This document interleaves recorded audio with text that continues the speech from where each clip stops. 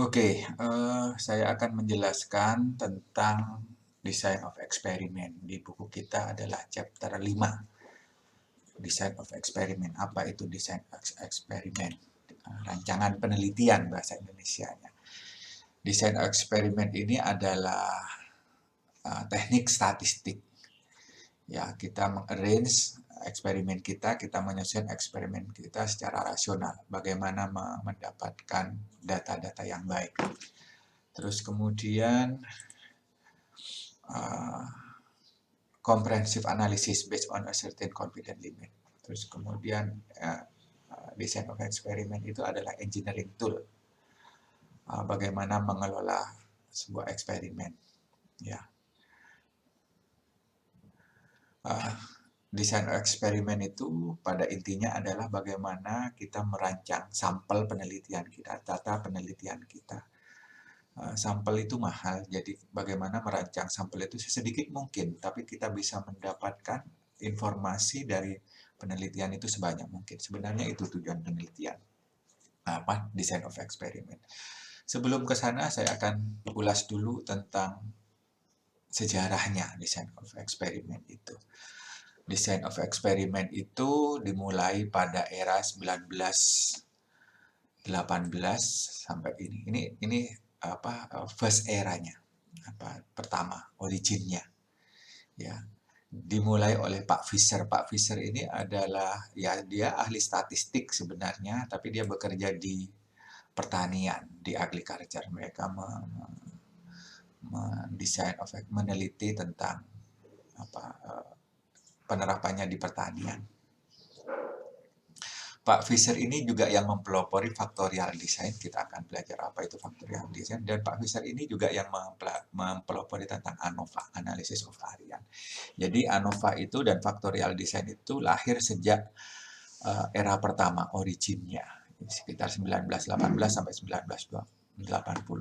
Kemudian setelah itu dilanjutkan lagi di era yang industrialisasi pertama, era industri pertama, yaitu 1951 sampai akhir tahun 70-an oleh Bock and Wilson. Nah, Bock and Wilson ini mengembangkan response surface method. Dia tidak seperti yang pertama diaplikasikan ke agriculture. Yang response surface method ini lebih banyak karena ini revolusi industri pertama sudah ke industri kimia dan industri manufaktur. Khusus untuk Pak Bock ini, Bock siapa lupa saya namanya, Driver Bock atau siapa gitu. Ini adalah mantu dari Pak Visser. Jadi dia muridnya sekaligus mantu dari Pak Visser itu. Dia yang meneruskan. Kemudian dilanjutkan dengan era yang ketiga, yaitu era industri kedua. Industri kedua pada tahun 70-an sampai 90. Di mana industri itu sudah mengimprove quality dari sebuah produk. Ada beberapa perusahaan industri. Pada era ini memunculkan metode Taguchi dan robust parameter design. Jadi nggak robustness. Kita sudah mendesain memperhatikan aspek robustness-nya. Ya, kalau Anda mendengar tentang Taguchi method, dia sebenarnya ada di era itu, di era industri kedua atau di era ketiga dari pengembangan design of experiment. Selanjutnya adalah era modern, era sekarang ini, yaitu pada dimulai tahun 90. Sampai sekarang pengembangannya banyak. Oke, yang berikutnya apa itu design of experiment? Saya akan mulai dari ini. Kita misalnya akan membuat roti. Ini roti. Roti itu outputnya kita ukur pakai apa? Misalnya rasanya, warnanya, begitu. Ya, ini ukuran bagusnya, responnya, outputnya. Warna atau taste-nya itu, rasanya itu dipengaruhi oleh apa? Dipengaruhi oven ini maksudnya temperatur pemasakan, ini oven, gula, tepung, telur. Maka ini namanya adalah variabel atau faktor atau input. Ya, inputnya adalah 4 ini. Itu namanya faktor atau variabel, atau di kita sering disebut ini adalah variabel bebasnya. Ini variabel bebasnya. Jadi ada 4 variabel atau faktor atau controllable faktor. atau variabel atau input lah ya. Nah, sedangkan responnya ini, outputnya ini adalah output atau di kita sering disebut dengan variabel terikat, independent variable. Nah, setiap variabel ini kita set angka-angkanya. Misalnya oven kita set pada temperatur sekian, 100, 200, 300 misalnya. Nah, itu 100, 200, 300 itu ada levelnya. Levelnya, setting dari level-levelnya. Berarti ada 3 level. Misalnya gula ada 1 cup, 2 cup, maka ada 2 level. Level 1 1 cup, level 2 2 cup, misalnya begitu. Atau kalau ada 3 level, 1 cup, 2 cup, 3 cup, maka itu 3 level. Tepung juga begitu, misalnya setengah cangkir, 1 cangkir, 1,5 cangkir, maka ada 3 level itu tepungnya. Begitu juga telur, 1 butir, 2 butir, 3 butir, atau levelnya 2 butir, 4 butir, 6 butir, begitu. Maka ada 3 level. Itu faktor, variabel atau dan level dan responnya seperti itu. Bagaimana memilih level? Kenapa ada yang 2 level? Kenapa ada yang 3 level? Kalau respon kita itu linear monotonik seperti ini, jadi dia naik begitu gradually, maka kita tidak perlu 3 faktor. Dua level. 2 level begitu saja cukup untuk menggambarkan bagaimana dia naik. Itu.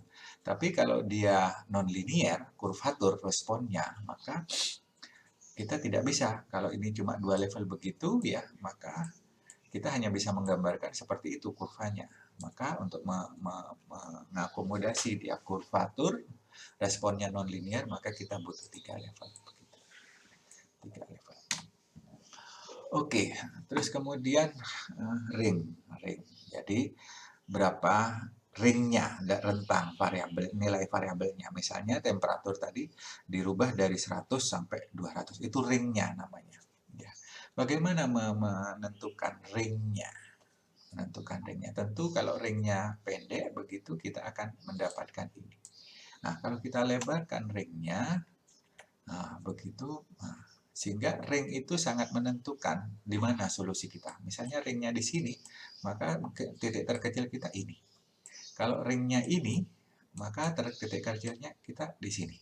Maka titik penyelesaian kita tergantung ring variabelnya itu. Kalau penyelesaian kita ini, ringnya ini, maka titik terkecilnya ini. Jadi sangat tergantung dengan ringnya. Terus kemudian antara 2 level, 3 level tadi, ya. Kalau dari A dan B, A ke B, dia linear monotonik. 2 level cukup. Jadi ini 2 level cukup. B ke C juga monotonik. 2 level cukup juga. Tapi A ke C, ya, kita butuh 3 level karena dia itu. Ini 2 level ini kita butuh 3 level A ke C karena responnya seperti ini. Nah, bagaimana dengan A sampai D? Kita butuh mungkin 4 level. Begitu. Tapi sekali lagi persoalan real kita tidak tahu seperti apa responnya. Maka tergantung kecermatan kita menentukan 2 level atau 3 level itu tadi. Terus kemudian, misalnya kita punya A kontrol faktor sebanyak A kontrol faktor, A variabel sebanyak A variabel. Masing-masing diberi B level. Maka banyaknya kombinasi itu adalah B pangkat A. Contoh begini. Saya punya 3 faktor atau 3 variabel. A, B, C. Maka ada 3 faktor. Masing-masing A, B, C ini 2 level. Level rendah, level tinggi. Angkanya, besarannya ada 2 masing-masing variabel.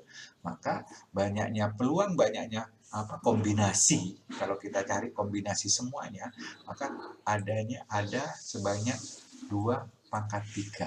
Ada 8 kombinasi semuanya.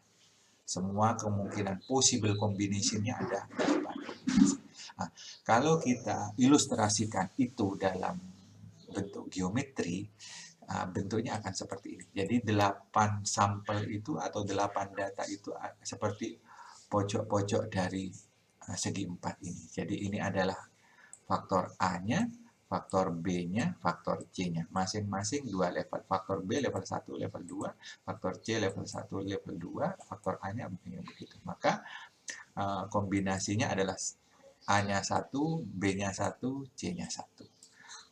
A-nya 2, B-nya 1, C-nya 1. Begitu terus, maka ini akan ada 8. Akan ada 8 kombinasi. Begitu.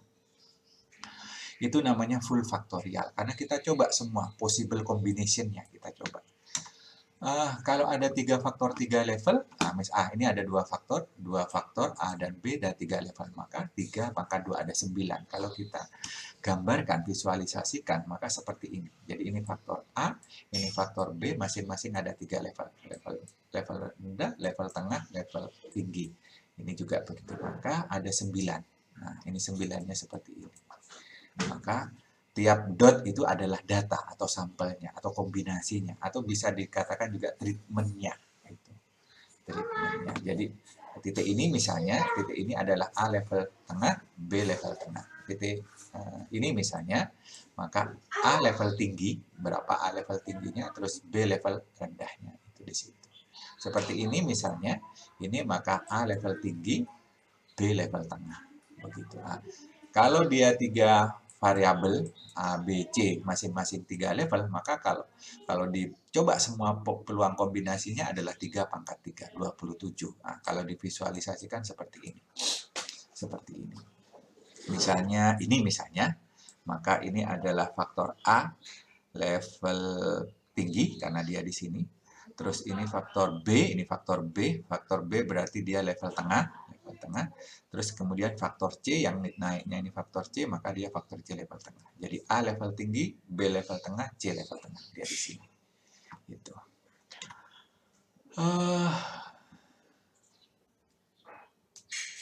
Misalnya di engineering, penerapan di engineering itu misalnya di injection molding begini. Di injection molding mesin ini misalnya yang diukur adalah shrinkage-nya, part shrinkage, mengerutnya dari mengecil, mengerut ya, bertambah kecil karena pendinginan. Itu misalnya dipengaruhi oleh faktor holding pressure, booster pressure, screw speed misalnya. Masing-masing ada 2. Maka akan ada 2 pangkat 3 ada 8 eksperimen. Akan 8 eksperimen, 8 kalau dikombinasikan semua. Nah, seperti ini. Jadi level rendah, minus 1 itu level rendah, plus 1 itu level tinggi. Maka kalau dikombinasikan semua ada 8 eksperimen. Jadi 8 eksperimen ini adalah eksperimen pertama atau treatment pertama diukur 2 kali. Ini pengukuran pertama, ini pengukuran kedua. Ini diukur 2 kali begitu. Ya, jadi ada 8. Ini full faktorial. Full faktorial untuk 3 variabel masing-masing 2 level masing-masing variabelnya. Kemudian kita berangkat ke fraksional faktorial. Apa itu fraksional? Kalau tadi full faktorial, semua kombinasinya kita coba. Kita cari kombinasi semua peluang kombinasinya begitu. Ada kalau 3 variabel 3 level maka 3 pangkat 3 begitu. Kalau 3 variabel 2 level masing-masing 2 level maka 2 pangkat 3 ada 8 begitu. Nah, sekarang itu tumbuh kalau kita lebih banyak level, lebih banyak variabel, maka akan banyak sekali eksperimen kita. Nah, itu full faktorialnya. Kita bisa nyoba sebagian dari full faktorial itu, maka namanya adalah fraksional, sebagian saja dari eksperimennya itu. A fraction of full factorial combination. Dia dipilih sehingga dia ortogonal. Apa itu ortogonal nanti? Treatment combination choose determinant effect using analysis of mean. Jadi dia nanti akan kita gunakan untuk analysis of mean. Analysis of mean itu digunakan untuk the best treatment combination, untuk menentukan the best combination. Itu. Nah, dengan menggunakan fraksional faktorial ini, maka greatly reduce number of experiment. Karena kita tidak coba semuanya, kita coba hanya fraksi sebagian saja. Interaction effect may confound with other factor effect. Nah, karena kita coba sebagian saja, kelemahannya adalah pengaruh interaksi antar variabelnya semakin kurang dipertimbangkan karena kita hanya mempertimbangkan faktor-faktor utamanya. Neglect high order interaction, apalagi high order interaction gitu. Bagaimana fraksional faktorial itu secara grafis, secara visual? Full faktorial kalau 3 variabel 3 level itu seperti ini. Maka fraksional faktorialnya adalah ini L9 karena dia pakai ada 9 treatment. Maka seperti itu L9. Kita hanya coba sebagian. Dia ortogonal, saling tegak lurus treatmentnya itu. Fraksional 9 dari 9 ini hanya 9 dari 27 kalau dicoba semua 27. Ya ada 27, 3 pangkat 3, maka 27, maka 27. Maka dia sebenarnya hanya nyoba sepertiga saja data yang diperlukan ketika full faktorial. Bagaimana memilih full faktorial? Misalnya ini L8. L8 itu bisa mengakomodir untuk 2 level saja. 2 level saja, tidak 3 level. Sampai berapa variabel? Sampai 7 variabel. Jadi variabel A, B, C, D, E, F, G ada 7 variabel masing-masing 3 level begitu. Kalau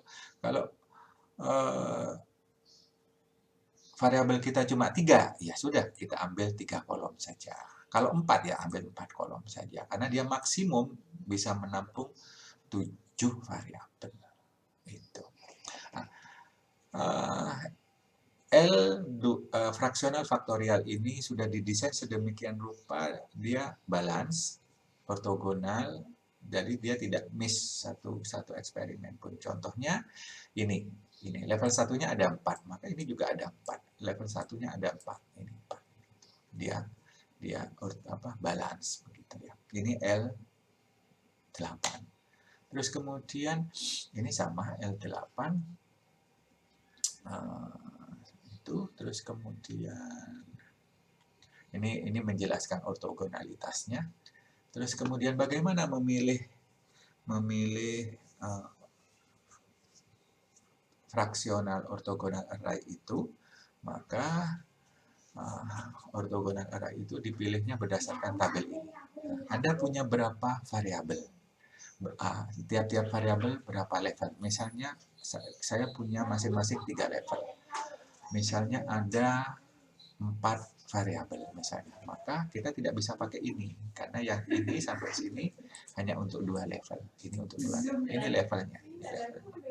Terus yang di sini adalah jumlah variabel yang bisa ini. Maka kalau 4 variabel 3 level kita bisa pakai L9.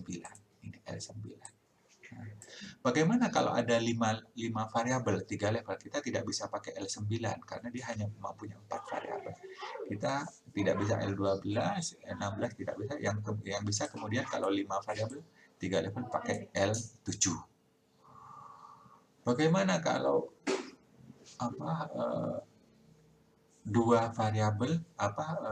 variabel masing-masing 2 level, maka kita tidak bisa pakai ini. Kalau pertama 2 level, ini 2 level. Kita tidak bisa pakai L4 karena dia hanya menampung 3 variabel. Jadi kalau kita punya 5 variabel masing-masing 2 level, maka kita bisa pakai L8. Begitu. Begitu demikian juga yang lainnya. Khusus L18 dia bisa menampung juga 2 level. Jadi 1 variabel untuk 2 level, yang lainnya 7 variabel masing-masing 3 level. Jadi dia bisa menampung 8 level, 8 variabel sebenarnya. Tapi satu variabel dia hanya bisa menampung untuk yang 2 level. Itu. Silakan didiskusikan kalau ada yang bertanya tentang ini. Terus kemudian bagaimana bacanya? Jadi menuliskan ini adalah bacanya seperti ini. Jadi LAA itu berapa? L berapa? L4. L4 dia bisa menampung berapa? Contohnya begini. Maka ini ada L8. Maka ada 8 baris, 8 treatment, 8 eksperimen. Gitu. Dia menampung 2 variabel, 2 level. Ini jumlah levelnya. Ada berapa variabel? Ada 7 variabel. Ada 7 variabel yang bisa diakomodir. Jadi ini 7 variabel 1, 2. Masing-masing 2 level, level 1, level 2. Ada 8 treatment. Ini ada 8 treatment, 8 eksperimen. Oke, ini L4. L4 dia bisa menampung 2 level untuk 3 variabel. Jadi 3 variabel masing-masing 2 level. Ada 4 eksperimen, ada 4 treatment. Ini ada 4 treatment. Itu. Ini L8 sudah yang kita ini, maka dia bisa menampung 7 variabel. Masing-masing 2 level, ada 8 treatment. Ini ada 8 treatment. Jadi dia maksimal bisa menampung 7 variabel. Bagaimana kalau cuma 5? Ya 5 ya bisa kita pakai 5 saja atau 4 saja. Begitu. Kalau 3 ya boleh 3, tapi kalau 3 nanti menjadi full faktorial. Ini full faktorial karena 2 pangkat 3 8. Maka bukan lagi fraksional faktorial, tapi sudah full faktorial. Itu terus kemudian ini L12 sama ya itu ya itu ya. Nah ini L27 itu ada 27 treatment, 27 eksperimen, jadi ini ada 27 semua treatment. Terus ada 3 variabel 3 level, jadi dia menampung 3 level, level 1, level 2, level 3. Terus kemudian sampai 13 variabel. Jadi kalau Anda punya 10 variabel masing-masing 3 level, Anda bisa pakai L27 begitu. Oke, itu dulu mungkin pelajarannya hari ini. Saya harap Anda nyoba, Anda latihan. Latihannya di mana? Latihannya adalah saya berharap Anda mencoba di buku Anda itu ada latihannya. Sebentar, buka dulu. Di buku Anda itu ada tentang sebentar.